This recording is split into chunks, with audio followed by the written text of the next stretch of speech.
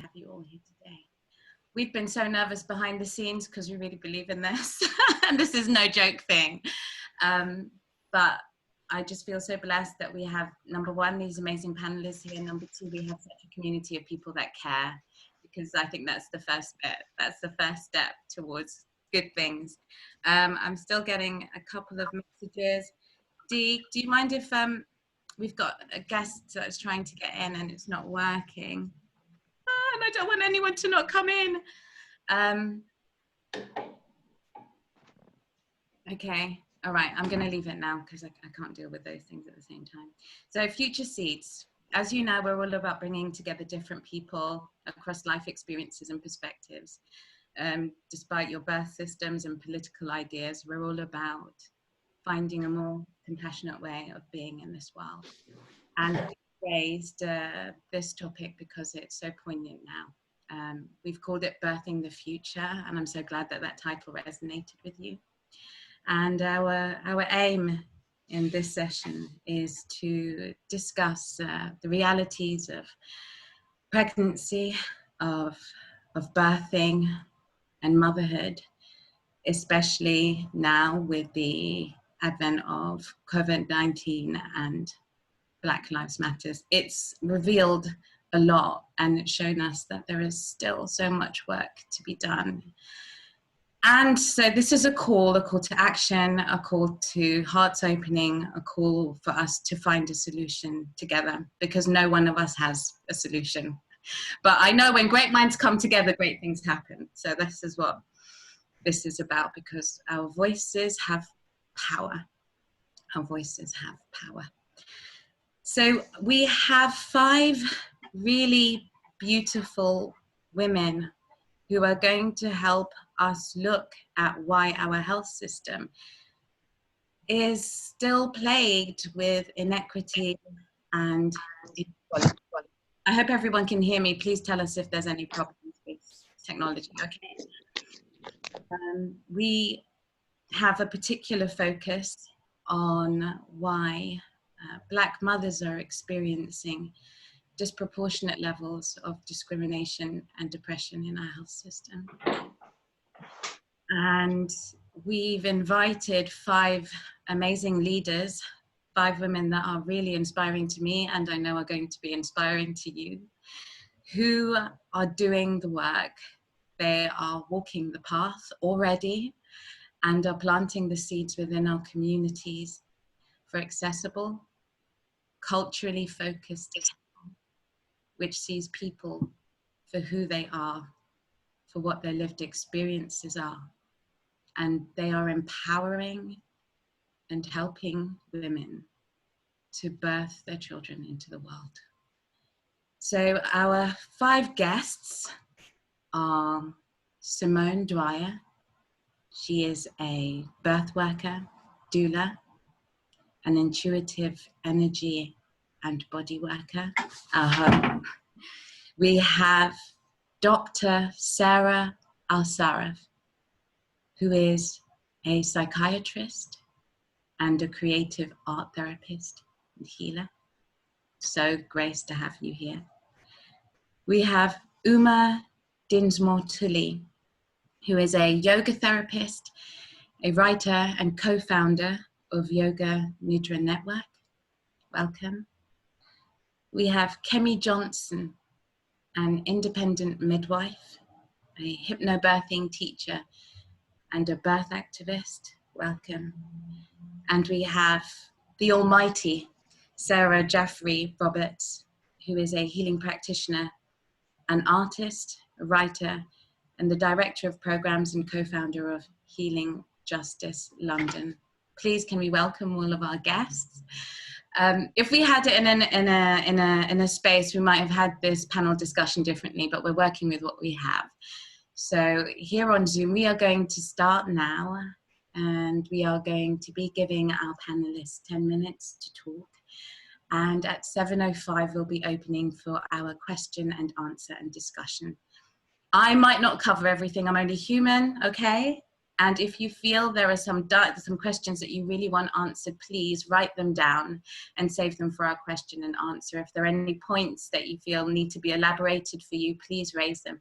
And if you yourself are doing some community work that you would like to highlight and have support for, we're here for that too. We are here for that too. So please, do not be quiet. We want to hear your voices, okay? And our panelists are really open to questions. They are amazing and a force to be reckoned with. Okay, so I'm going to start with just a quick warning that although birthing is one of the most beautiful things that life has to offer, this conversation may be triggering. We are going to cover some dark, unseen spaces, and as ugly as they are, it's really important for us to look at them with love. It's really important that we give it some air and we let these areas have healing, because they seem to have been wounded for a really long time. This doesn't seem to be a new thing. So with the eyes of healing justice, we are going to approach this, and we're going to journey this together, okay? So I would like to invite first Simone Dyer. Simone, are you there? Could you unmute yourself? I am here. Thank you, lovely sunshine. Oh, that's wonderful, sister. Thank you so much. Thank you so much. I'm going to set my timer because we're going to be a bit militant about the time, okay? And I am going to start with asking you about your job. You are a birth worker, and I just wanted to ask you, what called you to the profession of birth work? I like to call it like a sweet whisper, and I can only say that was, I mean, like, such a divine call. When I was about 17, I had a couple of weeks where I'd had a really, like, a mini operation and was at home a lot. And I had been very aware of sort of pregnancy, childbirth, because my mum had me at a really young age. And at this couple of weeks, I was home recovering, and I just became really obsessed with watching the Discovery Channel. Sorry, can I just say, Dirish, are you recording? Thank you. I was like, what did I do? We need this on film, okay? I hear you, thank you. Yeah, so I became really quite obsessed and just found the power, the strength of women so amazing through pregnancy and through childbirth. And I started watching a lot of home births, and actually that was where I first learned about a doula. So it was at a really young age, but I was at this really pivotal point in my life, and I'd actually applied to do midwifery, got a place, and then I was like, something just didn't sit with me about, you know, I guess it was just timing, to be honest, but I just was like, I don't actually want to, I'm not really great with needles and things like that. So I think I want to be around birth, but I just didn't know in what capacity. And then I kind of just told myself that no one wanted a 17-year-old doula, and I couldn't really afford $2.5 grand worth of training at 17. So my life kind of took various different paths, and have just been, I guess, divinely guided back to birth work through, in 2016, I met the amazing childbirth pioneer, Dr. Gowri Motha, who some of you may have heard of, and she founded something called the Gentle Birth Method. And so with her, she taught me creative healing, which is a natural healthcare method. It is sort of a collaboration of massage treatments that are really essentially helping the body to heal itself. And I was actually going to her for a treatment just to do with my cycles. And I just really resonated with the work, and I was like, this is it. And it just reignited something that had been there a long time, I guess. And so that kind of opened up the birth work journey again. Wow. From your story, birthing is a beautiful narrative. Mm-hmm. It seems like in the media, we're kind of plied with lots of really negative ideas what birthing is, and it fills a lot of women with fear, the idea of birth. I wanted to ask you, what is a beautiful birthing journey like? Before we start talking about where it's all going wrong, and what are we aiming for? What should a birthing journey really be? That's a really interesting question, and the first thing that came up is every birthing journey is a beautiful journey, every single one. Gosh, it actually makes me really emotional just saying that, because I feel that in my heart so much. And you know, despite anything that happens within our birthing journey, we have this, especially sort of in doulaing, and when you go to see your midwife and things like that, you get asked about, you know, this birth plan and what you want to do. And it's beautiful to have, I think, intention around birth, but it is also so unpredictable. So, you know, when you're having these really rigid plans, I often invite my birthing community or mothers to think about a vision, because I think it's much less rigid. And a lot of the time when we're looking at things like postnatal depression and things like that, there's a lot of that connected to the birth plan not going accordingly, and then this sense of failure. So for me, a beautiful birth should be, you know, trusting your body, trusting your baby, and really going within, because there is also so much information out there, and there are beautiful, amazing programs to support, you know, the journey of pregnancy, etc. But it's really sort of tuning into that kind of, you know, that intuition that is within all of us. You know, our bodies have been, you know, designed in a really beautiful way. And I think, yeah, it's really important that we begin to actually acknowledge every birth journey as a beautiful one. And just to touch on briefly, when I was 21, I had a stillbirth. So my daughter was born sleeping, and I look at that as a beautiful birth journey. So I think it's important, no matter, you know, what happens in the birthing process, it's always viewed as beautiful. And really we're aiming to really trust ourselves and trust our body, and remember our rights in that we can say no to absolutely anything that doesn't resonate, you know, with us. I'm so happy that you raised the issue of stillbirths as well, because I feel like this is a topic that women don't really get to talk about. We don't know how to talk about it, and especially by a Black doula. To have someone of colour in a space where you can actually help the community. What do you have to say about having more Black doulas in positions who are able to help with the trauma that's also associated with birth? Please come now is really what you know, would be my call. If there are any of you on here that are thinking about, you know, birth work, getting into birth work, we really need so much more support with having Black birth workers and doulas, because, you know, naturally we want to, you know, we want to feel understood and we want to feel heard when we're on that sacred journey. And that is not to say that somebody else of, you know, another colour cannot, you know, support us, but there is something in just having that kind of unspoken understanding, and especially in terms of our history and what we have faced as Black people, and a lot of oppression, a lot of trauma. When you have someone that is, you know, that is also Black supporting you, there is just not, I say sometimes because not always, and I think that's really important to highlight. There is, you know, just a deeper understanding, and it's about how you hold space. And if we're not educated, you know, on how to hold space, it's going to be really difficult. And I think, yeah, it just is it can be a lot easier when you know, you're in that birthing journey or that pregnancy journey, fertility journey, whichever stage, and that you can, you know, feel like you're understood. Absolutely. I love that. That's beautiful. I wanted to ask you about, you were talking about the trauma of Black people and something that we carry. And when we spoke previously, you spoke about reclaiming our power, not just as Black people, but as women. What does reclaiming our power as women in birthing mean to you?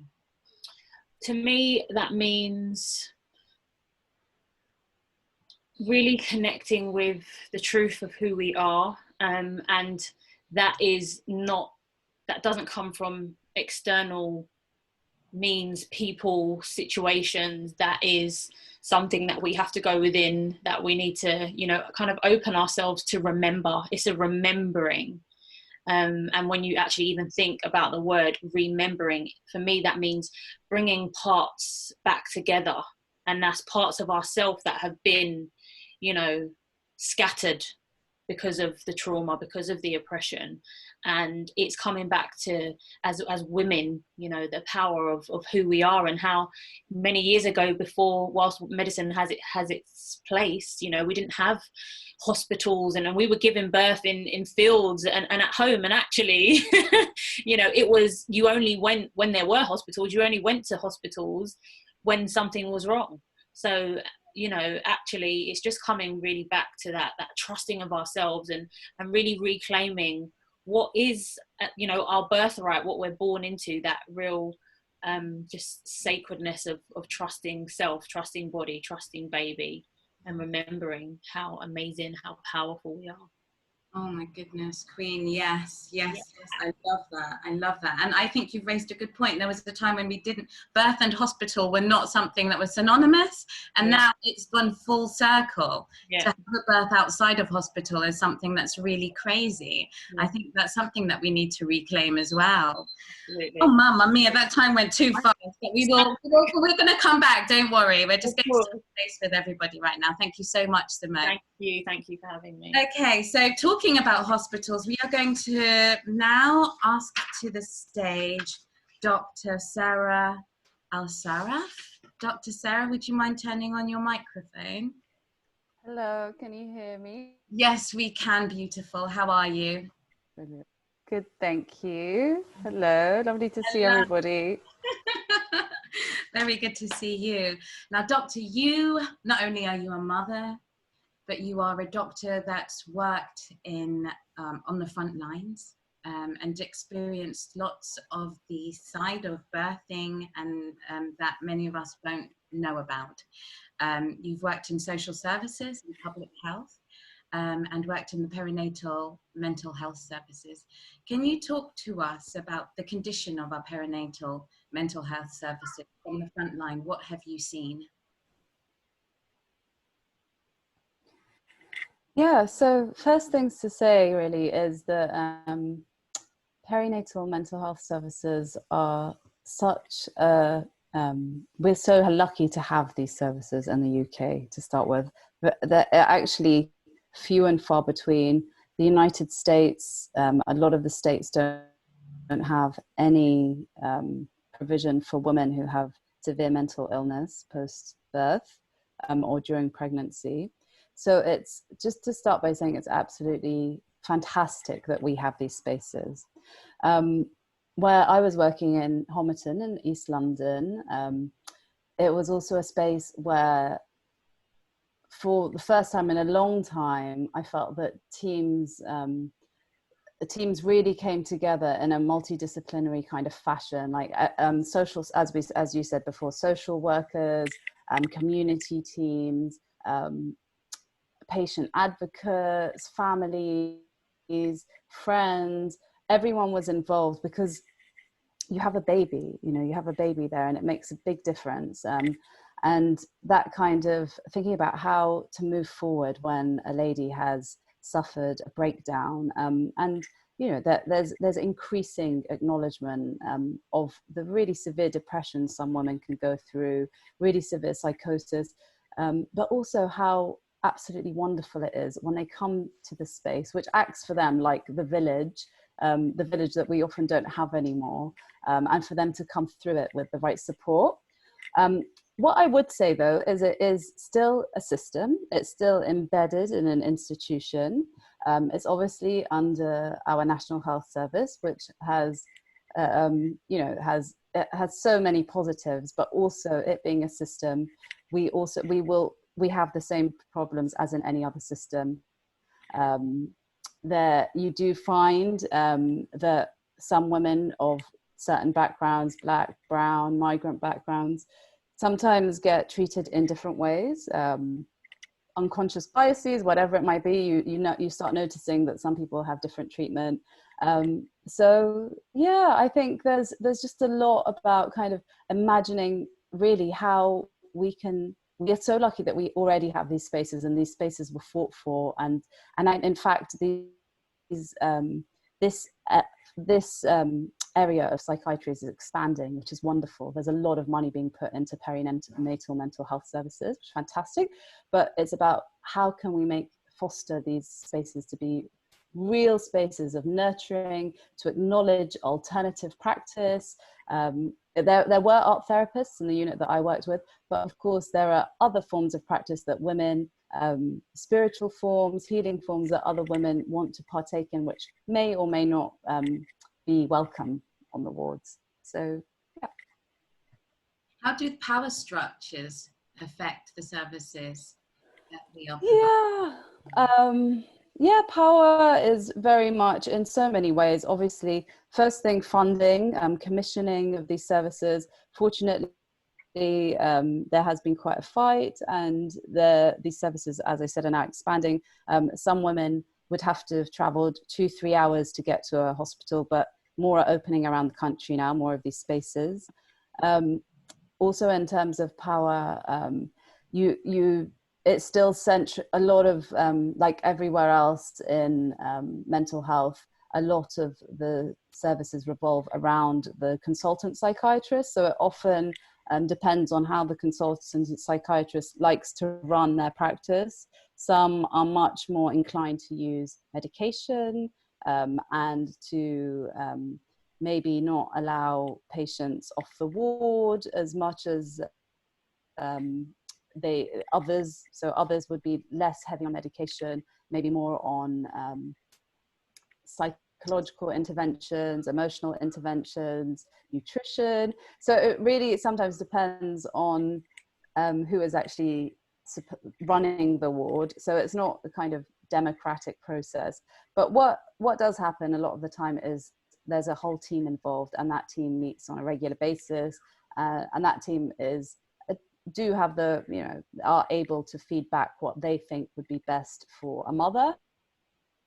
The mother is also there now a lot of the time in the meetings, often with the baby, often with her partner, maybe with a friend.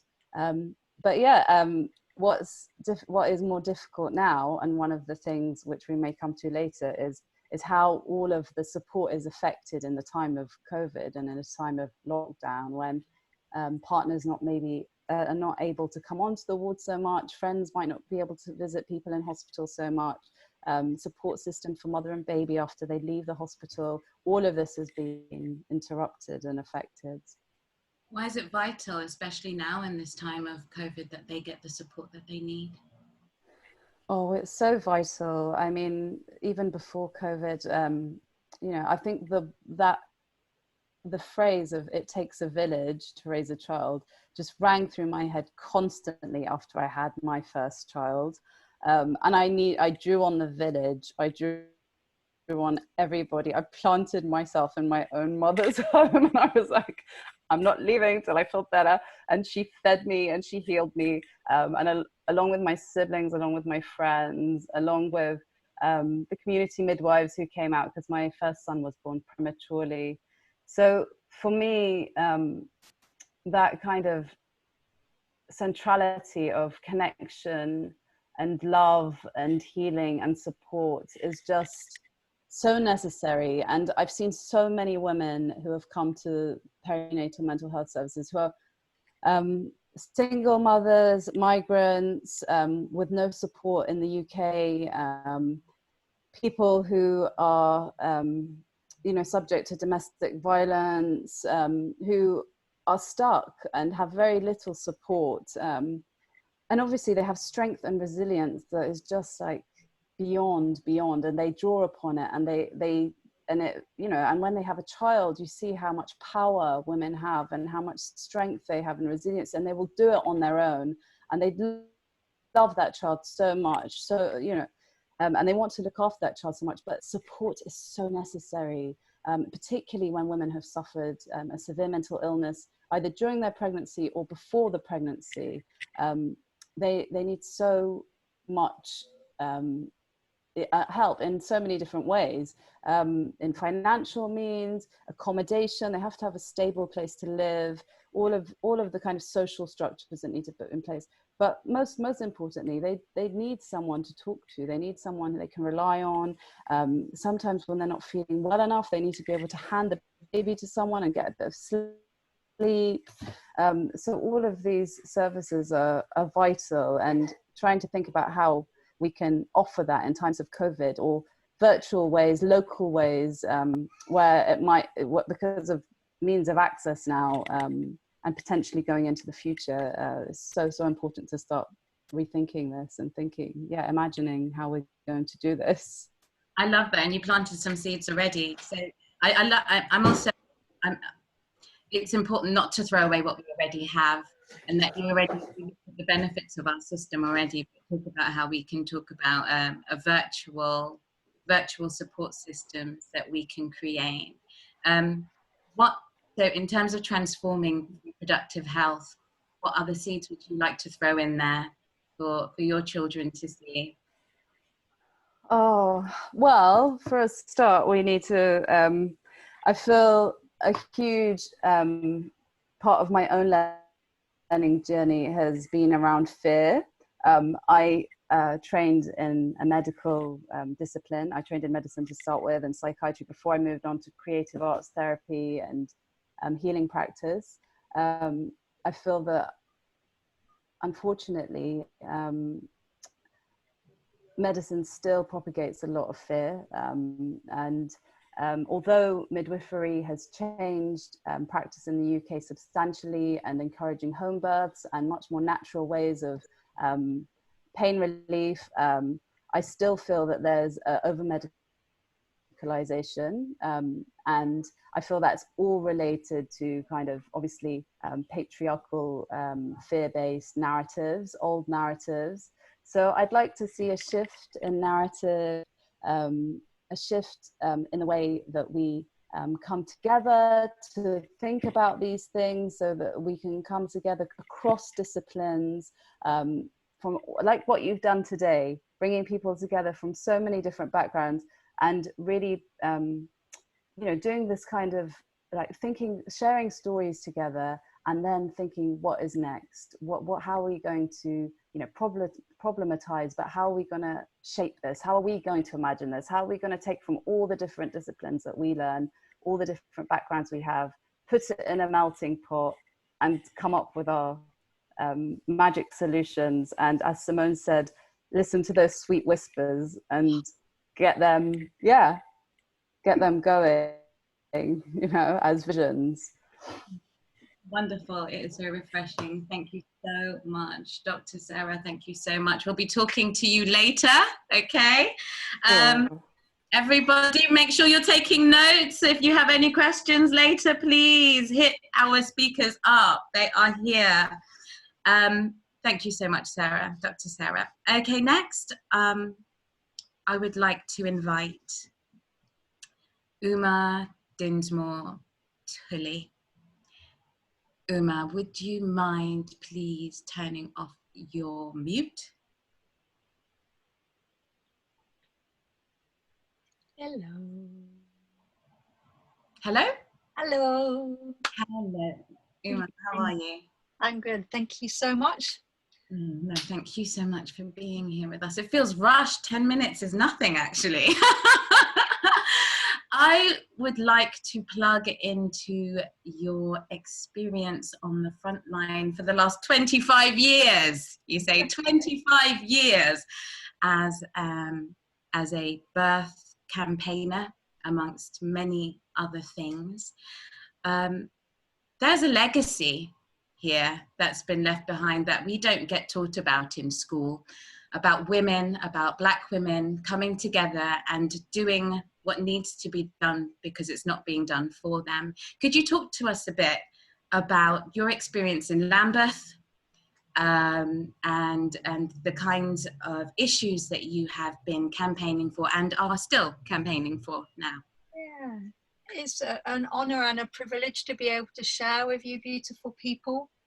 And I wanted to simply speak from my heart, looking back over, I've been teaching yoga for a long time, yeah, and I first met it when I was a child. And the way that I see the interface between yoga and birth is really relevant for how we can connect to what I see as the body as a real site of knowledge and wisdom. So I'm tying that into this understanding that birth is often surrounded by fear and anxiety. Now, and I worked for, I'm speaking to you from Stroud, but I lived in Brixton for 10 years, working there, teaching yoga for pregnancy, yoga for birth, directly working with the maternity services at King's College Hospital and at St. Thomas's Hospital. And what we were doing through the sharing of these techniques that have got labeled as yoga was really creating what I saw as a kind of grassroots arising of women's capacity to actually connect with what is an intrinsic power. And I have quite feminist perspectives on what happens when we grow up in patriarchy and we're disconnected from that power. Yeah, and especially what happens is that when we come into a space of birthing, that there can be so much fear that actually there is a profound disconnect from what's possible. And what I feel that yoga can help us do, and that's what I've been sharing with them. I now train teachers to do this, is to actually allow there to be a space where women are able to commune and connect with intuitive wisdom. And what I saw when I was teaching in Brixton and in all around Lambeth, it's a big borough, was I saw an inequality of access to some of the tools that we were sharing. So I was working in a number of different locations, and what I saw was that these really valuable tools. So we had massive support from certain midwifery members, from the director of midwifery at King's College Hospital, who made a space for yoga for pregnancy to be brought in to the hospital. So we taught in the hospital, right?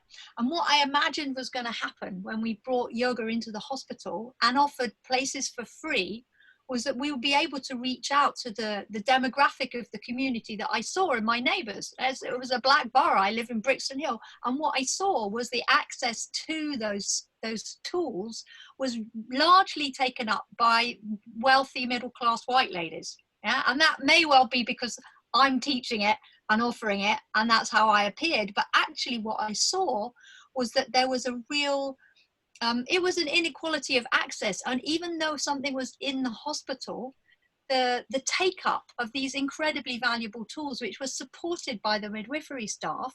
So they, I wrote books about this, and they wrote forwards and supported this and said how much they saw that the women who got access to the yoga classes that are specifically around birth preparation. We had a very strange situation where we ran in the boardroom at King's College Hospital. I don't know if you've ever been there. It's an incredible place lined with massive portraits, like as big as this picture here, of all these old white men who owned the access to the hospital. They were the directors of the hospital. So there were portraits all on, and pretty much, it wasn't, in the end, it ended up being nearly almost every Sunday, but on a monthly basis, we would run preparation for birth sessions in that boardroom, clearing the space, getting all the tables out of the way, all of the chairs, and people were moaning and groaning and doing yoga relaxation practices, yoga nidra, a trance-based practice that's an amazing preparation for labor, because it's in labor, you're in a kind of trance space. So we did that, and it was like kind of being in the belly of the beast. We shared it with the midwifery staff, and they could see how helpful this was. People came to us and said, well, goodness, what are you teaching these women? I said, it's basically exactly what Simone said. It's like a remembering. It's in these bodies. And I don't know if that's what you want to hear about what my experience was, but was that there was a welcome for the tools, which are deeply empowering. And I saw how helpful it was for women in labor, not something you have to remember in your head, but something when you practice these yoga practices every week, it just reawakens an embodied wisdom. And I saw that supported within the midwifery service to the degree that it could be, because it helped the midwives' jobs. It was easier to deal with a woman who could actually access her own inner power because she knew what to do and what she wanted.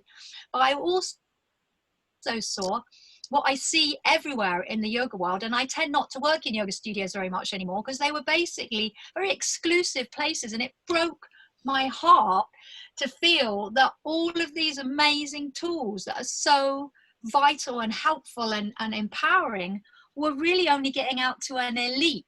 And so I've been training teachers, and we've trained, and it's gone out into different communities, seeing what Sara is doing with Healing Justice London and other people around London, actually getting these tools and bringing them into communities. So that's my role now, is to try and support the training of teachers to bring these valuable tools into communities where they're just so importantly helpful at the moment of birth and even through postnatal recovery.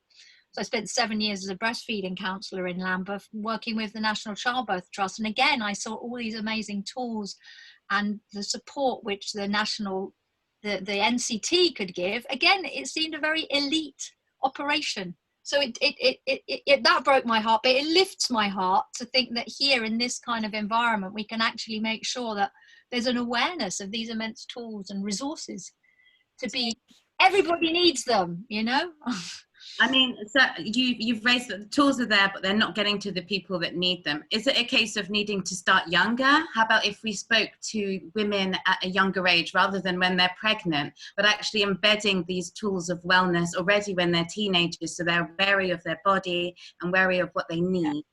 I think you're onto something really the truth here. What I discovered after working for years with birth workshops and labor preparation and childbirth preparation and pregnancy support, it was too frigging late by that point, because we grow up with so much shame around menstruation and around women's bodies, that what I found was once we'd got into the space where the women were pregnant, there was often a deep sense of a shameful incapacity to connect with cyclical wisdom. So a lot of the work that I'm doing now is supporting cyclical wisdom and awareness of menstruation as a deep embodied knowledge that is to be respected. And the earlier that gets in, the better. I mean, my daughter is now 12, and I see a whole generation of younger girls coming through with a completely different attitude to their own bodies, their own autonomy,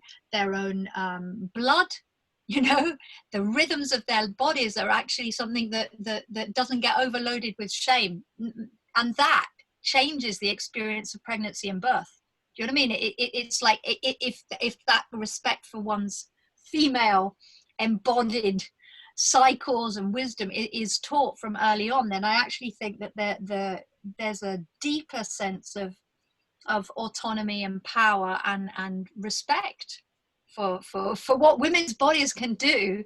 But that respect needs to start really early on. So a lot of the work I do now is around the activation around eradicating abuse in yoga and supporting women in reclaiming yoga as a tool for healing and justice and self-respect. Beautiful. A rite of passage. Because I keep feeling more and more that we need rites of passage for young people going through puberty, entering adulthood, rites of passage throughout the board for mothers, just every time we make a transition. And it's something that I think is innate in us, but that's been removed.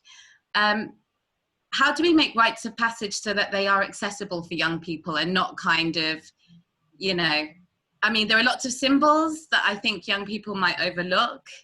I've been looking at rites of passages in Africa where there are lots of deep symbols that young women that they understand. And I guess we need kind of new symbols for young people, for example, growing up in Brixton, when we talk about rites of passage. How do we redesign that?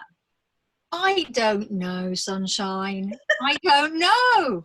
That's my answer. I don't know. All I see is that one of the things that might be a useful thing for me to be able to share, because I can't really answer that question because I actually don't know. But what I do know is that when we look at the female life cycle, in yoga we have this amazing term called a siddhi, which is often described as like a supernatural power or magical power. But what you see of female siddhis are the natural arisings of the amazing power of transformation, like initiation into life stages at birth. Postnatal recovery is also one of those siddhis. And you spoke about that, and postnatal recovery includes all postnatal bodies, whether you're recovering after a live birth, a stillbirth, a termination, after an early pregnancy loss. All of those women's bodies, we move through into a space of transformation. It's an initiation through grief and through praise. So those, and menstruation is another female siddhi, menopause, each life stage connected with our sexual powers. You know, each one of those is a siddhi that's often been disrespected or medicalized. But, you know, medicalizing birth and breastfeeding and menopause and you know, all of these things can actually, if you really connect into them, actually honoring the feelings, the sensations, and the immense transformations that happen in women's lives going through these stages. And that's one way to kind of really fully embody our power, is actually to support those that recognition of those stages as something that matters, not to be just medicalized or not spoken about, you know, or hidden away out of shame, so that nobody will speak about these things. So yes, so I do. Yeah, women's circles are helpful for doing that, and community support, and actually mentoring and honoring and having, you know, teachers you can speak to. All of this helps raise the vibration and raise the awareness to welcome these experiences, including birth. Birth is like the big one, you know. It's pretty big. Thank you so much. Thank you so much, Emma. That was wonderful. Again, everybody, I hope you're making notes, have your questions ready. We'll be talking to our panelists later. Okay. Wow. Okay, so the next guest that I would like to open the stage to is Kemi Johnson. Kemi, would you mind unmuting yourself? I'm unmuted. Wonderful. Hello, Kemi. How are you? Oh dear. Okay, Kemi, I can't hear you, my love. I don't know if we're going to have to do another room change.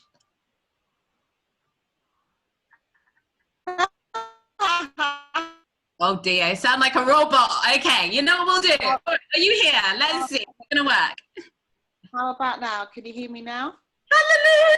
Okay, we've got some angels watching over us today. Hello, Kemi. How are you? Welcome. Hi. Good evening, sunshine, and everyone. Yes, thank you so much for gracing us with your presence today. Kemi, you're a very passionate midwife. I know you work for an amazing organization called Childbirth Choice Matters. I would like to know, from your perspective on the front line, is our maternity care failing women? Yeah. Okay. And that's what COVID-19 has revealed it spectacularly. So whatever the situation was up until the last Embrace report reported that black women were 5 times more likely to die as a result of childbirth in this country, and Asian women twice as likely. I can't imagine what the figures are going to look like post COVID-19. It's really exacerbated the situation. So, coming from somebody who doesn't know and has only just seen a news report, is it because of something to do with their genes? Who? Is it something to do with the genes? Is it because black women, black women are having these issues because it's a genetic thing? Why do you think this is? There's a few things that probably, for a start, people in the African diaspora, most of us that are away from the motherland, our memories have been white. So we can't remember what it means to look after a person following fetal loss or following childbirth, following miscarriage. We can't remember any of the ways that we used to look after ourselves. We can't remember the herbs that we used to use, and that was deliberate. So we then have that. We're then living in countries that may not be particularly great for our health. Vitamin D, the food we eat, estrogen dominance. We have all of that, and then we have an institution that's systemically racist, and then we have, that would be the NHS. Then we have police that are systemically racist. Then we have, a court system that's systemically racist, and we have all of that before we then, and then we grow up in a school system that's systemically racist. And so when you add it all up, and then we come to the pinnacle of our power and our strength, which is childbirth, it all crumbles. And then we go into, some of us are single parents because of what happened to us in the past. Our families crumble really easily because that's the way we were bred, to be able to release our children. Our children going to a different plantation, our men vanishing, every year, so it's no wonder that by the time we come to something as powerful and life-changing as childbirth, things don't always go the way they ought to go. So, I mean, in order to deal with the psychological aspect of it and the trauma that Black people carry, there's a lot of work to be done there in terms of kind of unpicking that, yeah, and weaving ourselves together. Yeah. But in terms of the racism, systemic racism that you mentioned, I mean, what is it like being a Black midwife working for an oppressive state system? We're more likely to be disciplined. Wow. If we do something and a white midwife does it, we're much more likely, I think it's 3 times more likely to be disciplined. We to survive in this system, I've noticed that actually some Black midwives can be more brutal to survive. They just need to be better at what the other midwives are doing. And if you're in a system where women are disrespected, Black midwives will sometimes be a bit more disrespectful so that they can hang with the in crowd. It's a survival mechanism. I don't think anyone does these things to intentionally really harm women and children. But sometimes we find ourselves doing things because it's a survival mechanism. It's very, very, very, very difficult to push against the system, period, much less if you're a Black woman. Using your voice as a Black woman on the front line, is this something that's seen? Do we have enough voices at the front line who are saying what's happening so that we can actually talk about what's changing or what needs to change? There are voices, but then we're dismissed as the archetypal angry Black woman. So our voices don't carry as well as they ought. So there's a certain power in a collective and actually having voices together. And I guess that's the beauty of organizations like Childbirth Choices Matter. Can you talk to us a little bit about that organization and what your intentions are with that? When we saw that the Embrace study was delayed in order for Boris, I think it was delayed at the time, it was because Boris Johnson, there was an election.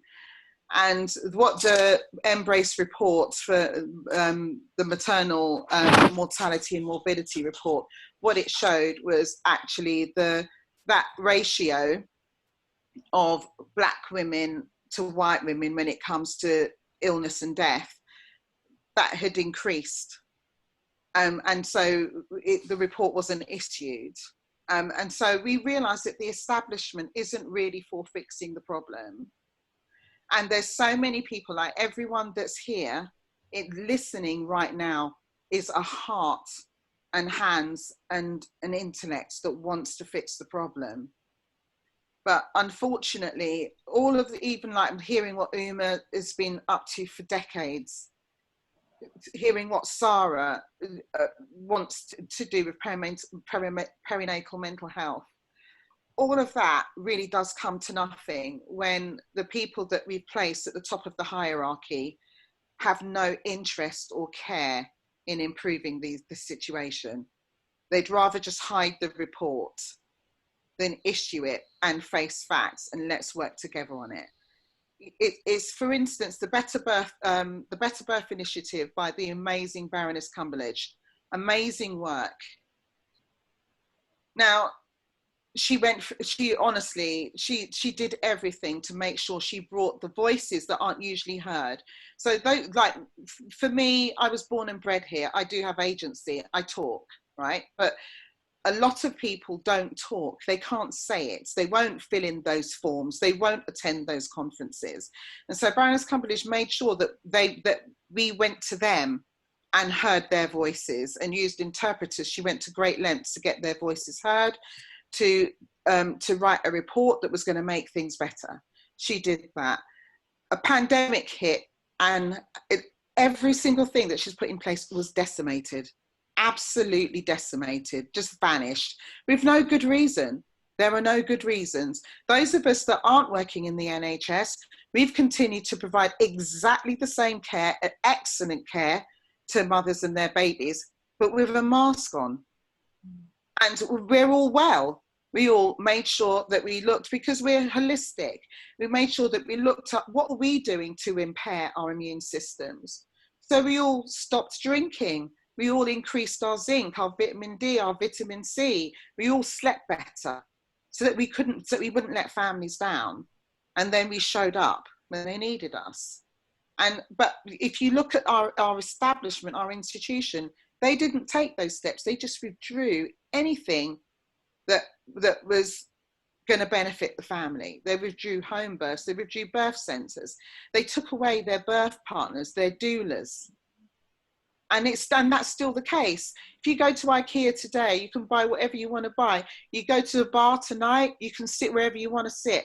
But you've got women at the pinnacle of their existence, giving birth, ushering in the next generation, that are being denied their partners, their husbands, their doulas. So I don't mince words, because I absolutely know there's a ton of us that care and are bending over backwards and doing whatever we can to make things better for women. But the people of the purse strings, the people in power, do not care. They don't care. So that's why we created Childbirth Choices Matter, because we want to create an alternative system for birth, because birth is not an illness. And we've got an NHS that can medicalise it till the cows come home. And so if we need medical help, we can move the women into that system. But that's not where they should start. It's not a medical event. It is not. It's physiological, and we're powerful. And something else that Uma said when she mentioned that, you know, well, actually, it was thank you, Sunshine and Uma, because your conversation together took it there. It starts with the children, because we start dismantling women from their girls. That's where we start dismantling them.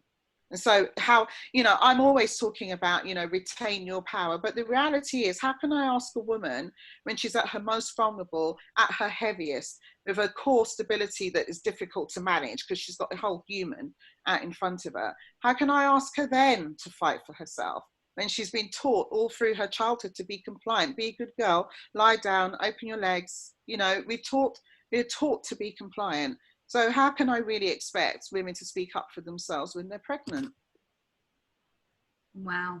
Oh gosh, your voice is heard. Your voice is heard. Thank you so much, Kemi. Thank you so much, Kemi. If anybody has any questions for Kemi, please make a note of them, please. She's going to be available for our question and answer session very soon. Thank you, Kemi, again.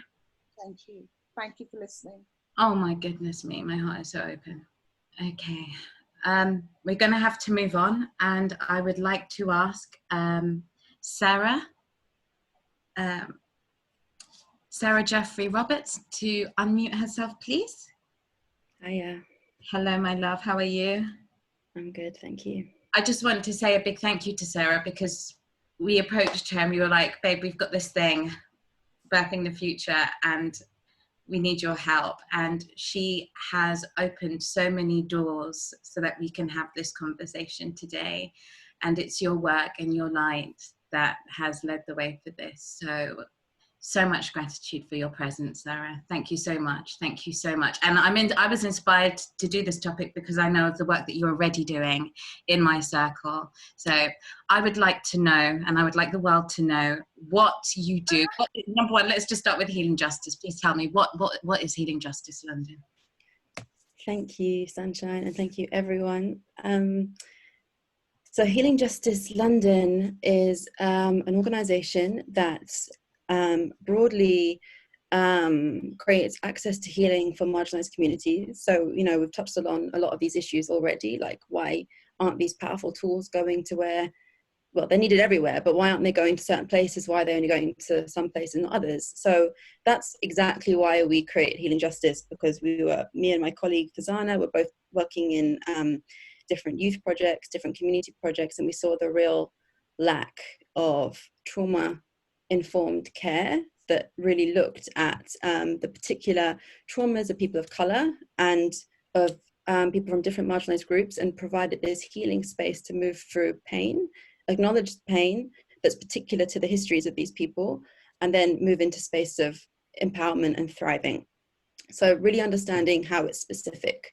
And since we've evolved and we've grown, it's also now become a space where we influence policy. We're training, you know, we do trainings with doctors, loads of different people, about how we can shift discourse, knowledge, culture and policy so that it can be much more equitable and representative. And I have to say that Dr. Sara Alsaraf also works with us. So yeah, that's broadly what we do. And I mean, within this sphere of, like, when, you know, you approached me about this, I was like, yes, because in Healing Justice, reproductive justice and reproductive health are basically they're at the center of our work, you know, acknowledging how the body, as already been said on the call, the body is a site of knowledge. We always say that in Healing Justice. And that means that the body is full of wisdom, it's full of power. And it's also full of pain and trauma and suffering, which is generational, transgenerational, because it gets passed on. So, you know, and it's so often, it is always people of colour, particularly women of colour, that experience the most surveillance, violence, and oppression, particularly when it comes to reproductive health. And I have to also say here that we're talking about women, but we have to also hold and acknowledge that it's not just women that experience this, it's trans people, non-binary, and people with many other different identities as well. So it's huge and it's vast, but this is the particular area that has been most abused, most violated. So it's also the space where we can create the most healing and the most liberation as well. So yeah, I think, like, you know, thinking of the body as this site of story and site of power enables us to kind of open up, like, so where, you know, we've kind of talked about a lot of the issues, and it's like, how do we then move from that place into pathways? So if it's okay, I'm kind of just going a little journey with what I want to present. Firstly, like, really talking about reproductive justice, because this is an actual, so it's a name that's coined, and it was coined in 1994 by Black women in Chicago, although pre this kind of formalization, it has always been fought for by Indigenous women, women of color, and trans people. And it was a recognition that the women's rights movement, led by and representing middle class and wealthy white women, could not defend the needs of women of color and other marginalized women and trans people. So it's defined by a group called Sister Song, who are a women of color reproductive justice group, as the human right to maintain personal bodily autonomy, have children, not have children, and parent the children we have in safe and sustainable communities. So what it does is it centers the most marginalized, and it's a framework to understand the lived experience, the lived reality, as well as the generational history of the most marginalized in our communities, and what we can understand, what we know, particularly through this moment of Black Lives Matter, COVID, is that these are the people that are most impacted. Although this is nothing new. It's being revealed now, but it's nothing new. It's been going on for, you know, hundreds and hundreds of years. So in the way it shows up right now, like Kemi already really spoke into it, but, you know, in the UK, Black women are 5 times more likely to die compared to white women from complications surrounding pregnancy and childbirth. And, you know, we can, and Kemi also gave some kind of insight into why that is, as did Sara. But if we just trace back to the history of gynecology, right, this Southern slave owner called James Marion Sims, who was experimenting on Black women in the 19th century under the racist assumption that Black women do not feel pain, right? And he's kind of heralded as this like father of gynecology, and all these Black women are unrecorded, unheard, and erased from the entire story. You know, we don't even know who they are. And we can just see how this ideology persists. Like, there was a study in 2016 which looked at medical students who believe that Black women feel less pain than white women, which leads to inappropriate treatment, and other studies that show that doctors tend to spend less time with Black patients. For example, only this month, you know, a woman in the UK, a 24-year-old woman, Nicole Thea, and her unborn baby died in childbirth from what was believed to be a pulmonary embolism. And she was showing in her YouTube videos the symptoms, and like, I was on Kemi's Facebook, and like, midwives are saying, we know what this is. So she was obviously not listened to, right? She was erased, she was dismissed. Again, recently, very recently, a woman in the States, Shah Asia Washington, died during an emergency C-section after going to hospital for preeclampsia when she was untreated for 2 days. So she was dismissed, she wasn't listened to, again. Or the baby Messiah, who was taken from his family in June at just 3 months old because he was allegedly underweight. So the family, you know, were undervalued, they weren't listened to, they weren't respected, and they weren't acknowledged. And, you know, there are hundreds and hundreds of more, thousands. I don't even know how many stories there are like this. This is just a few. So, you know, it's been mentioned, but like, structural racism really is the reason for this, and it infiltrates everywhere. But in the health system, it is massive because it's basically built on these racist principles, and that practice is still being practiced, it's still being put out there. But I mean, that gives one lens to look at this. And, you know, Audre Lorde teaches us that there is no such thing as a single issue struggle, and we do not live single issue lives. So we have to look at, you know, the cause, the conditions that people are in that can lead to these disproportionate numbers as well. So linking it to climate justice, for example, there was a study done in the States that linked high temperatures to preterm births and stillbirths. It showed that Black mothers are 2.4 times more likely to have children with low birth weight than white women, and that the risk of stillbirth was as much as twice as great for Black mothers as it was for white women. And it's African Americans who live next to power plants, for example, don't live by green space so much, or live in these, like, they're called heat islands, like particular areas of heat. And although I couldn't find a study like this for the UK, we know that Black communities in London disproportionately breathe illegal levels of air pollution than white and Asian people. So we can only imagine that there's going to be similar correlations between, you know, pollution, air pollution, and complications in pregnancy. So kind of like giving that big scope of, like, you know, intersecting factors that kind of cause what we're in, what we see. It's really important to zoom out and see the bigger picture and look at it from an intersectional lens, because it's not just one issue, it's lots that compound.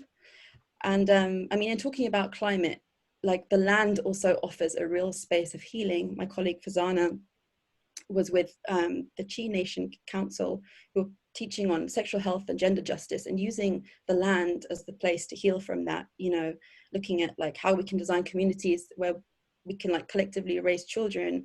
How can we make homes really safe for mothers and for parents? Like, how can we create collective gardens and nurture land and food together? You know, this is all part of the kind of like decolonizing what we know and the dreaming into what we can be. And really kind of like pulling on all our elements around us and using you know, the land that holds us for, you know, a real source of that healing space. So as another pathway to kind of understand how we can like reframe like where we are at Healing Justice, we always use disability justice as kind of like the heart of how we can liberate our health system. So disability justice was created by queer disabled activists of color in 2005. And it stipulates that all bodies are unique and essential, that all bodies have strengths and needs that must be met. And that was said by Patty Byrne, who was one of the co-founders. So in our culture, you know, we think of, like, we live in a disposability culture where everything is disposable, including people. You know, we know that from the numbers, like, you know, from the oppression that we see in these spheres. So, you know, what would it look like if we met the needs of everyone, particularly the most marginalized? You know, what if we started there by looking at what these people really needed, structured our communities, societies, and nations around that? You know, like, it's kind of beyond our imagination, because it really goes into that kind of utopia thinking. So disability justice really offers us this space to kind of move out of what we necessarily like know and into what we can be. You know, my colleague Lani Parker talks about it as though, like, imagine like trying to make all the different experiences visible. You know, we're talking a lot about experiences that are silenced, invisible. What would that mean for the world if everyone's experiences were visible? And at its core, it has intersectionality, sustainability, wholeness, and leadership of the most impacted. So, I mean, by presenting all these frameworks, like, you know, these are all frameworks created by people of color, lots of women of color, queer people of color, disabled people of color. The knowledge is there. And it's about us kind of shifting our lens to who we're listening to, and, you know, decolonizing our information and where we're getting our sources from. Because the wisdom is there, because people have had to do this for centuries, right? This is no new thing. So yeah, I think that's it. It's like, you know, leaning into what's there already and leaning into the stories that are already exist. Well, thank you so much, Sarah. That was so beautiful, and such a beautiful way to bring everything together that all of our panelists have shared, with that healing justice perspective of how it's connected to so many other issues. And this is not a woman's issue. This is a society issue. This is a world issue. And I love having you all in my space and in my life, inspiring me. You are all absolute goal models, and that we need more women, more men looking at the work that you're doing and inspired by it, so that it can shift the way that they're moving in life. Because it is so hard to decolonize your mind and not listen to authority. When you've been trained, you've got to, but you know what they're saying is wrong. So to have our voices saying loud and saying proud and together, so you don't feel alone, because you're not alone, this is where our power is at. So thank you so much. And I think everybody who has been listening has been uplifted and empowered by just an hour of you sitting and sharing with us. You've shifted a lot of people into action, because this isn't about just sitting down and listening and then going home. That's not what we do here. We are now a family, and we're working together. And even if you can't be there on the front line, you can do something with your energy to support this and make this resonate louder and clearer. So Dirish, thank you so much. He's been behind the scenes. He's put down some links for all of our panelists for how you can get in contact with them or follow them. Healing Justice London are holding regular online events right now, and circles which are so inspiring. Please follow Healing Justice London and what they do, as well as Childbirth Choices Matter. You are raising such beautiful and important voices, and I want to support you in any way that I can. I want to see, has anybody got any questions for our panelists, or did our panelists have any questions that they wanted to pose to another panelist? Just make it a bit saucy. Yes, if anybody has any questions, just do that whole raising your hand thing and we can unmute you.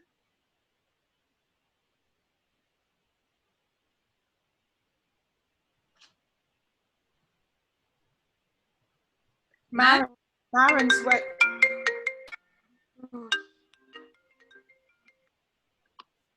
Can you hear me?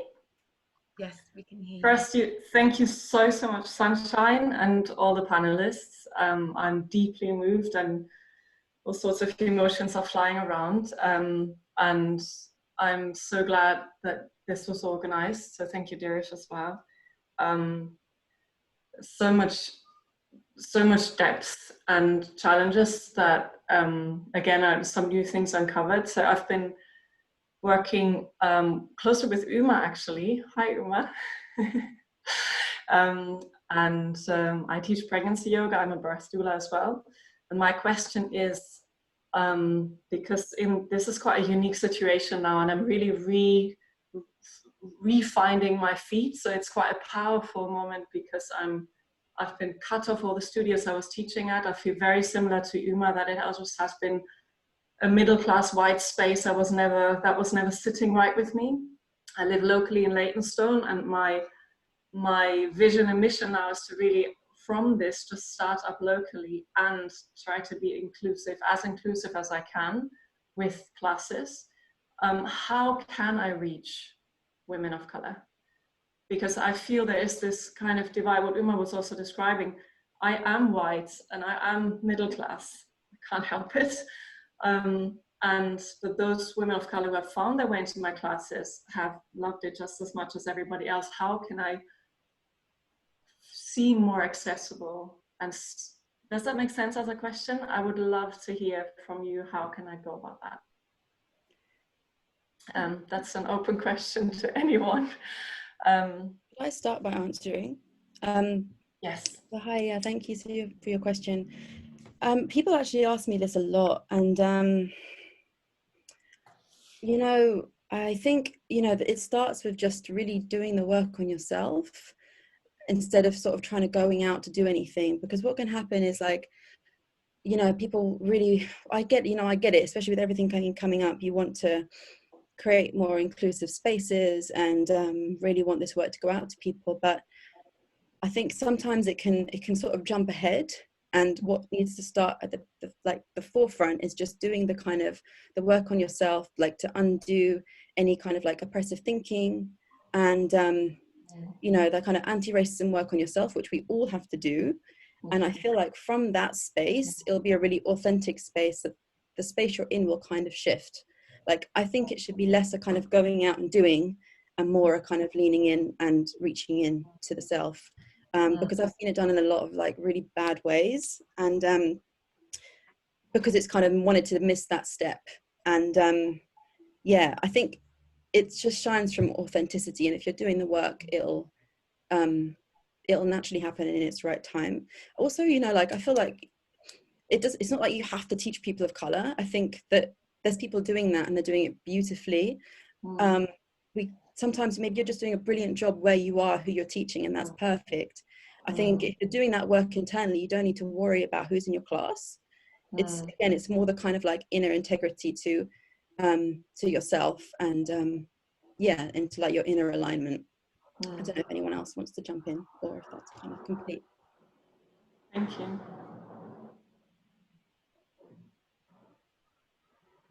Yeah, I just wanted to add to that, if that's okay, because Maren, I really appreciate you asking the question, and you could really feel your authenticity in your heart. And I think it's something that you won't need to continue to try too hard at, as the more that we have conversations like these, and the opportunity to connect with real people and really feel the love and the sincerity with what you're extending will be enough to draw people of colour. It will be. I can feel it already. We're having more and more opportunities to share like this. In a way, you know, if we'd had this as a physical meeting, there might not have been so many of us attending, because we've all got jobs and exhaustion and families, etc. I think, you know, one of the silver linings of COVID is that we're much more likely to engage in this way now and really see hearts and minds and where you're living, you know, how you're doing. It's a wonderful way to connect. And you know, I think in time you will find that there'll be, I'm really willing that there'll be more of a bringing together. The only way we're going to overcome this is together. We all may have different stories and different histories, and what's done is done, but it's the sincerity of people like you and others that will bring it all together. Okay, thank you. Thank you. Thank you so much, Kemi. And I think also what we were speaking about with Uma about starting younger. So just working with younger women, you know, I mean, before they've even gone into pregnancy, if you aiming for school age, you know, making it cool. That's probably the way to do it before they get, conditioned to not realize their importance and their power. That was so beautiful. Thank you so much for your question. Bless you.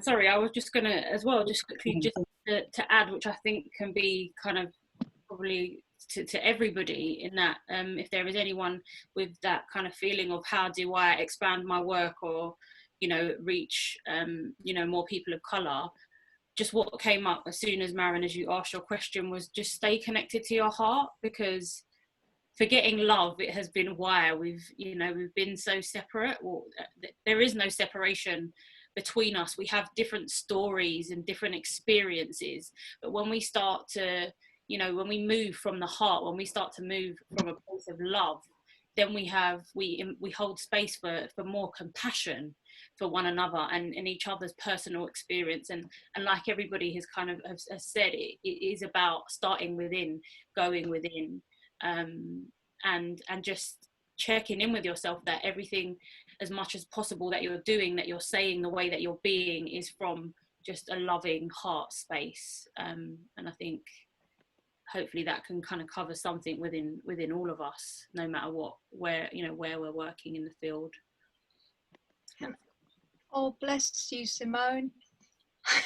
I just wanted to affirm what Simone responded, and to see that, like, working from the heart, it's local. There was a question from Esmeralda about wishing for all the hospitals to integrate pregnancy yoga. As someone who did that for 10 years, after 10 years, we were simply, you know, removed literally we were actually asked to cancel the classes from 1 week to the next. And I said, we can't do that. We've got women who you know, they're going to be giving birth. So we negotiated to stay for 6 weeks. But what I felt was, when those big institutions are seen as the only way to share stuff, and that you've got to have some big reach, we lose the heart. Whereas when we work locally with our communities and it's a local grassroots thing, then the heart is in it, because it's our friends and neighbours. You see what I mean? I just wanted to affirm that, and I sense that it's perhaps the answer is not to get the stuff into the hospitals, but like my vision of it after watching this over decades is that actually the small, the local, the initiative that's heart focused, that reaches out into our communities, that is how the change really happens. And that's the kind of models that Saara Jaffery was talking about. You know, it's like models that are actually specifically land-based and rooted in communities are where the change is at, I think. That's it.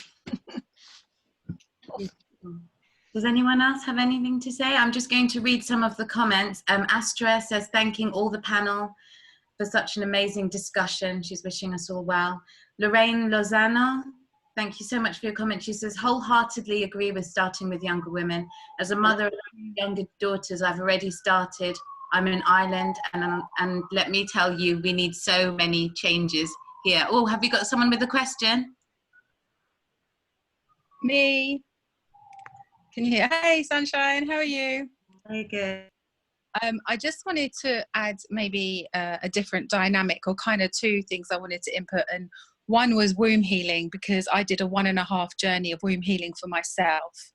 And what I saw in this, and there was many women who were recovering from abortion or miscarriage or stillbirth, or, you know, other, you know, womb healing is such a vast thing. And I was kind of going for that with losing my own children or child, and own personal, like, gaining your power. But I'm bringing it up because it was really predominantly white, it was like 1 or 2 out of 20 people. And I did this back to back. Every month I did a womb healing. I went on a womb healing retreat. There was one mixed race girl, and then me, mixed race, and then a Spanish. So there wasn't many. And I just felt, I've always felt sad that the women that need it the most don't get it.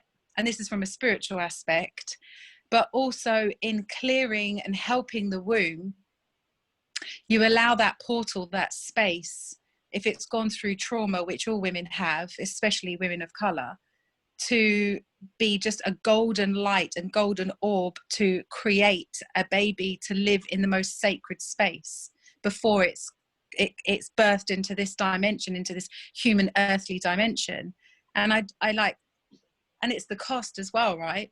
Because these things are expensive, and I had to sacrifice a lot every month sometimes to put my healing first over and over again. And I don't know what women in the group who do this for a living, like what their suggestion is, because I always say to my clients or people that I meet, like, how about you do womb healing? How about you do womb healing? But, you know, the time it's taken for us as professionals to qualify, it costs money. Like, we are worth our hourly rate or that service, but a lot of women can't afford it.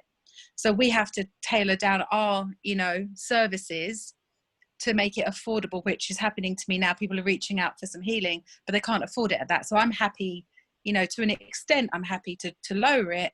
But I know in predominantly white areas, because I've gone for the more sort of upper middle white class, and there's never a problem to pay you what you're worth. But it's just, I just find it so sad in that context. And then the other thing I wanted to share, so that is a question to the panel, is like, what is your suggestion in that? How do we help women with womb healing in that context, so that when they get pregnant again, to have a portal, womb portal of peace and love and just a healed space. And in regards to children, I had a business called I'm Enough for 2 years, and I helped women with mental health issues, anxiety, depression, trauma, PTSD. And I did a whole 4-week workshop on the vagina, on periods. They had to label their vagina. They had to learn about the different kinds of colours and the bleeds, and they loved it. And that was grassroots, and I was paid peanuts, but I bloody loved it. And, you know, it's a sacrifice. And we as women as well, we're trying to climb the career ladder, and we do these things. Personally, this is my own personal life. You know, you offer so much to charity for free, but it will never buy you a house to support your own family. It will never be able to give you good savings to help your own children buy a car or, you know, college and university. And it's just like a horrible circle that you go in to because you want to help, right? But then you're not helping yourself. That you become so charitable that you become the charity. And someone said that to me once, and I was like, oh, because it's really true. Right. So we're asking about womb healing. Simone, do you want to take that one first? Yeah, definitely. Hi, Indiana. Thanks for your question, for your sharing and your thoughts. For me, completely resonate, like, as you know, so I do womb healing, and I have gone through all of the different waves of like doing it for free, and then I started to understand a bit more about energy and just being able to exchange, and I agree, even when before doing womb healing myself, I went on my own journey of healing through my stillbirth, but also through just having like really horrendous periods even before that. So actually when I was going to see womb healers, they were always white as well. Had some really powerful sessions, but if I had known of Black women that were doing womb healing, that would have been amazing for me. And I feel like there would have been a whole nother realm of understanding and actually deeper layers, because I think a lot of the reason I was drawn to Dr. Gowry's work with the creative healing was that we were working with energy and with the physiological aspects and the body. And for me, there wasn't a depth, there wasn't enough depth. So I think it's really important that we have more Black people offering, you know, these amazing services. And I think in terms of what you were saying about cost, it's, yeah, I've been at that kind of, you know, I guess earlier on when you feel like you're still, you know, learning, and you kind of lower your price. But for me, I feel like I just have to keep coming back to myself and going, right, well, what do I feel like this, you know, what's the value here? What's the value? And I feel like the more I affirm and believe in that within myself, the more I guess I attract people that are willing to invest, because that's how I see it. I used to always say, oh, you know, it costs this, or it's a payment, but it is an investment in yourself. So as you said, like, you know, you had to sacrifice whatever it was per month. You know, when you're committed to your healing, then you know, it's nothing for me. If a healer that I need costs £250, or I need to come and sit with a shaman or whatever it is, I will find that money, because that's my healing, that's my body, that's my being, that's my energy. And the more we obviously pour into ourselves, the more full up we are, so that we can give. So I think it is important to find a balance with, you know, not undercharging, knowing our worth, knowing our value, and staying firm in it. So I think, for example, within COVID, there's definitely been space to say, you know what, everybody is in a hard financial time, so let's be flexible, because I'm always mindful of, like, what can I do for people that are on lower incomes or on no income, etc. So I always sort of will judge everything or observe every situation, every client that is presented with their own unique circumstances. However, I think on a general basis, the way in terms of doulaing, I offer two clients a year at the moment. I don't charge for my doulaing unless they want products or additional. I will offer a basic birth support package. So for me, that's something that feels doable, where I feel like I am doing something to support for those on lower incomes, etc. But it's also realistic to me. It's not so expensive that I can't pay my bills, or, you know, and whenever I feel like there are times that I can be flexible, I will. But I think just knowing and sticking to that, you know, this is my price, this is the investment that it is, and knowing that the people that are committed, you know, are gonna they will find the money. And then, you know, also knowing that, I guess, trusting that it's timing, you know, and sometimes people are showing up and I guess wanting to heal, but then it's money. But again, if they're committed, often they'll find a way. They will find a way. So I hope that touches on some of your question. Uma's also said that there's a womb healing work of Queen Afua, and she's been offering this for decades, an impressive elder sharing womb healing. Thank you so much. We've got Ratna, who says, it seems like all the institutions inherent are failing people, and the options are opt in or opt out. If you opt in, it's so difficult to power change in the juggernauts. Kemi mentioned school, courts, NHS, social services. And opt out means accessibility is then compromised. Would love to know the panel's thoughts on this. I realise that grassroots movements can have more impact on reaching people than big systems. Thank you. Does anyone want to respond to that? Yeah, I want to say that I absolutely agree. When you opt out, I'll just speak from Childbirth Choices Matter. We are creating an opt-out, but the opt-out includes an access fund. So for those that can pay for their midwife, they'll pay, but for those that can't or need assistance, that's what the access fund is for. So a lot of us already are giving to the fund monthly. We've only been set up for just over a month, and we intend to give monthly for the rest of our lives, so that the fund is always available for future families that need access.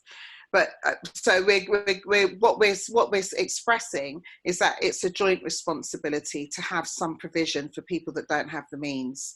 And so I'm hoping that, you know, with every other system that we're looking for to create something of our own that actually is for the people, I'm hoping that they have a similar ethos to be able to keep a fund separate for people to access the same services but without the means, if they don't have the means. So I think, is that an answer to the question, just from my point of view of Childbirth Choices Matter? So hopefully.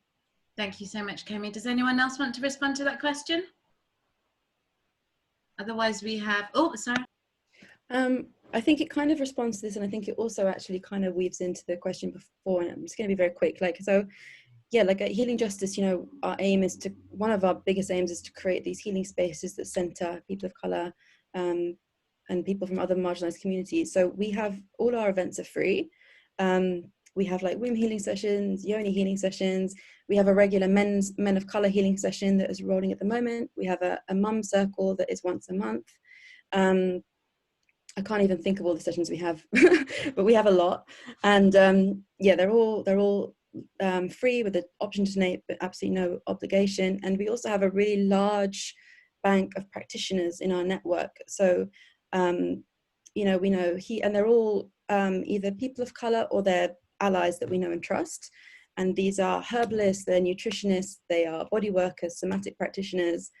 The list really does go on, including like medical professionals. You know, we've got Sara Alsaraf, for example, dancers, you know, it's really huge. So if you're looking for kind of like people who are working within this and you're not sure where to go as well, like contact us and we can like pair you with the right person or the right organization or group who are doing it. So just to say that there too. Can I just chip in as well? Can you hear me? Please. Yeah, thanks, Sandra.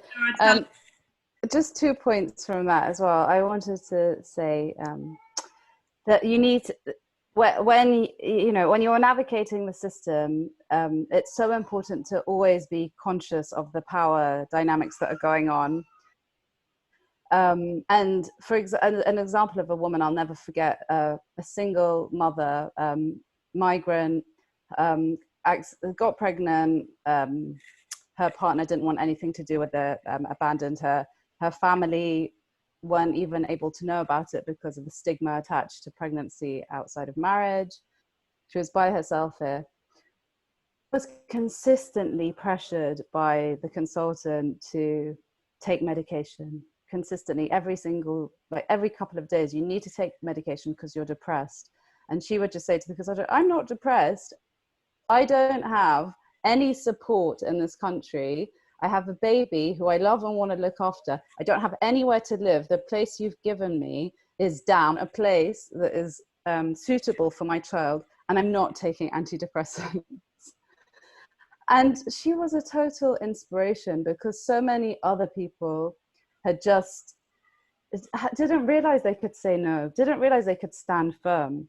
So the system sometimes has to be used. It's difficult, for instance, to completely withdraw your children from schooling, to live in a bubble without the system there at all. But it's important to hold on to what your beliefs are, your power. And if you feel unable to do that, try to take an advocate or someone you trust in with you. Because, yeah, the system is tough. And also on that, and what Sara just said about grassroots, different grassroots organizations, if you do find one you can trust, you can build a relationship with people from these grassroots organizations, ask their advice on your healing situation, on your health journey, and alongside their advice, see how you can, if you have to be part of the system, how you navigate it. So that was what I wanted to say in terms of Ratna's response. And just in terms of what Indiana was saying, I just wanted to talk about loss in general, because obviously womb healing is one way to navigate that loss and to provide healing. But another way, sorry, my son has just come. My son's just come in. Let me just. Another way is also to, what I was going to say about loss in general is that there are so many types of loss. We weren't able to talk about everybody's different journey of loss. So, for example, I have a journey. I won't talk about it now because we don't have much time. And so I'm sure so many women do. But the healing came with sharing, and the healing came in spaces that were non-conventional. In fact, I found very little in the conventional world that offered me healing from miscarriage. So yeah, I think once again, there are spaces, and Zoom, talking about this today also makes us think, just like what Kemi said, we actually can meet each other in different times and in different spaces, and maybe we can take that forward. We have actually been doing that with Healing Justice with a women's circle, but maybe it can, you know, we can see what else, where else needs are, and move forward. Beautiful. Can I add something, Sunshine? Yeah, and I'm with Sara on this, that wherever possible we should be supporting people to use their voice, but I also wanted to talk about the realities of the moment about institutions. I think I mentioned it before. We have neighbourhood doulas, abuela doulas, and some other groups that have gone out of their way to be trauma-informed, to provide birth workers of colour, to support people of colour. And they've all been banned from the space. So we're encouraging people of colour to go and use maternity services, but their advocates are banned from being in the space. So that's why we have to entertain the idea that actually we do need to provide something new. And with schooling as well, there are many children that are now having nothing to do with the school system, absolutely nothing. I know these are not easy choices, they're not. And for us, even providing midwifery under these circumstances is challenging. But the reality is that a lot of the institutions we have are quite bullying, and for instance, on June the 5th, the NHS England issued guidance about women and birthing people coming in to birth with 2 birth supporters. So on the 5th of June 2020, NHS England said, provided you can observe social distancing or PPE use, 2 people can go in with the woman or birthing person.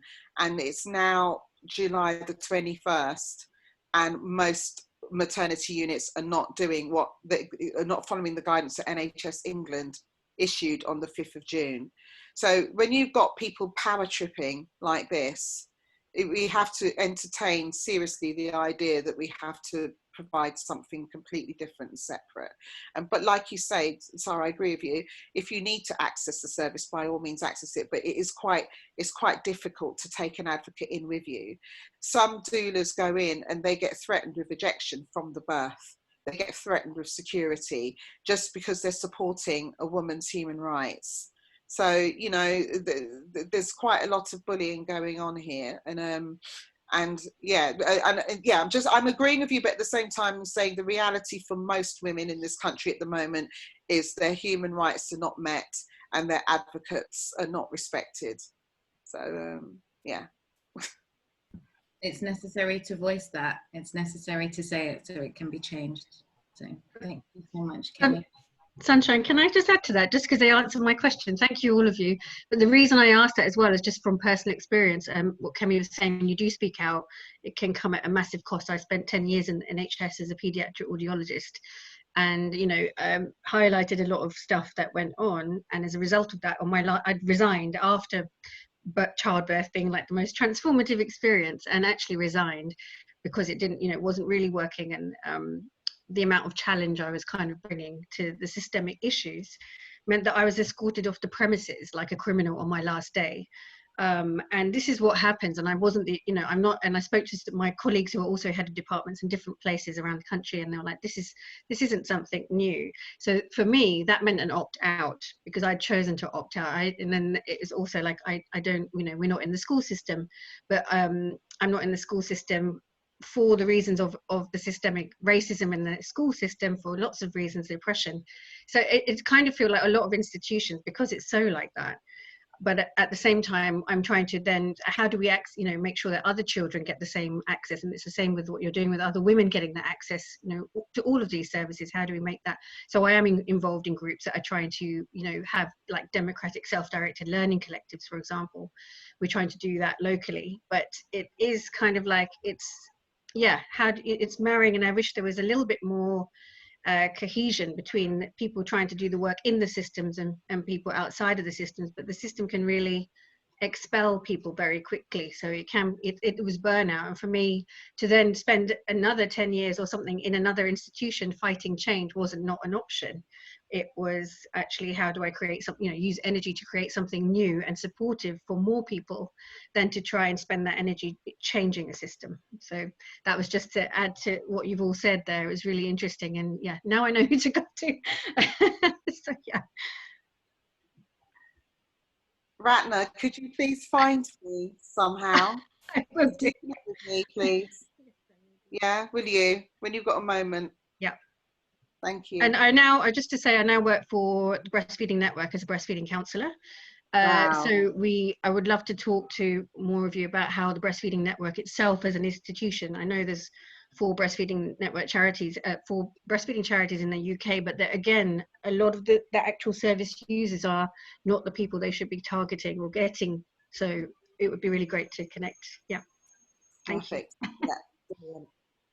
This is so juicy. I just love this. I'm drooling. This is where the power is.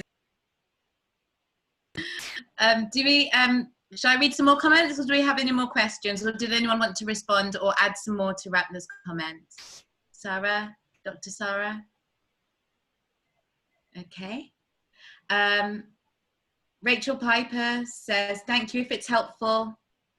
MedAct can support groups of health workers who want to collectively campaign to have power together rather than having to speak out again. I can share more details if people are interested. Thank you so much. Oh, this has been so juicy and yummy. It is actually 10 to 8. We have gone over time. And I could go on forever, but I know everybody here as well has things to do, and we are just so grateful. I think everyone here, can we just say an immense thank you to our 5 panelists today. Thank you so much. If you had a round of applause, it would be like this right now. And I would have some flowers and I would hand them to you. And I really hope everybody who was in the audience, please keep in contact. There is so much treasure in the comments that you've been sharing with us and the groups that you've been suggesting. Thank you so much. Can I just add, Sunshine? I'd recommend that you save the chat if you can. Okay. All of you, because it's stunning, and I'd love to keep in touch with so many of you. So I've just gone and saved the chat. Okay, that has been saved. We'll be getting back to everyone tomorrow. I'll just be asking for some feedback from everyone that's been here, and saying a big thank you for your support. Thank you so much for making this possible, everyone. Thank you so much. I'm gonna have to end it.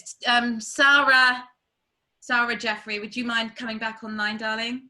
Can you put your voice on? Do you have any closing comments, my queen? You know what? I've got a quote. I'd actually love to read it. I wanted to read it before, but I ran out of time. So now is the time. It might be a nice place to leave it. It's just short. It's from a book called Kindling by Aurora Levins Morales. You, yes you, take the cord of memory from my hands and tie a knot to mark your place. Each body knows its own exhausting journey, its own oasis of joy, its belly full of shouting, resilience and shame and jubilation. We mark the trail for each other, put lanterns by the door, scratch our signs in the dirt, make signals with fingers in palms, sing coded freedom songs, strike the stick of aliveness on whatever will make a sound. Bind your stories together. This is how rope is made. Each strand is essential to the strength of the braid. Bring your body closer. Lean in towards the heat and the light. We are striking sparks of spirit. We are speaking from our flesh. We are stacking up our stories. We are kindling our future. Listen with your body. Let your body speak. And on that heavenly, heavenly note, we are going to listen to our body speak. Thank you, everybody. Take this power with you wherever you go. You are connected, and there is so much love. There is so much love. Okay, everyone, this is the end. Thank you. I love you. I love you. I love you. I love you. I love you. Thank you. Thank you. Let's do a heart. Yes, we will. Thanks for being an amazing host, Sunshine. Thank you.